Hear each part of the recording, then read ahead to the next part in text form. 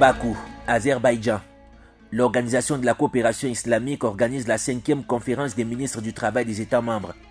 Pour ces assises axées sur les solutions innovantes et numérisation des services du travail et de l'emploi dans les États, le ministre du Travail et de la Sécurité sociale, Grégoire Orona, qui conduit la délégation camerounaise, se veut rassurant. Prenant la parole en plénière, c'est une note de satisfaction qu'il dévoile au regard de ce que le gouvernement fait dans la vulgarisation des avantages du numérique dans tous les secteurs d'activité.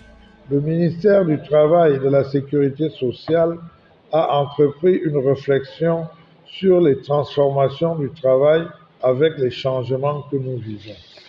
Si la numérisation peut stimuler la reprise économique et promouvoir le travail décent, si la numérisation peut créer de nouvelles possibilités d'emploi, elle peut aussi contribuer à favoriser la transition vers la formalité et participer à la réduction de l'informalité.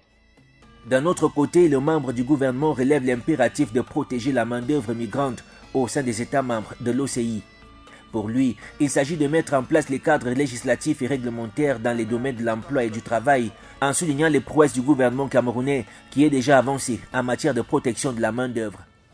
Le Cameroun a entamé plusieurs actions en matière d'emploi et de travail, telles que la négociation et signature d'accords bilatéraux avec plusieurs pays membres de l'OCI, la validation en septembre 2023 d'un document de politique nationale de migration de la main-d'œuvre dont l'adoption est envisagée dans les tout prochains jours.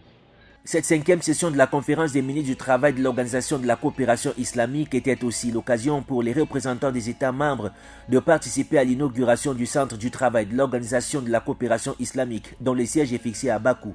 Un espace de promotion de travail décent à travers des activités de renforcement des capacités et la mise en œuvre des politiques de stratégie visant à la protection de la main-d'œuvre dans l'espace OCI en vue de la transformation du marché du travail.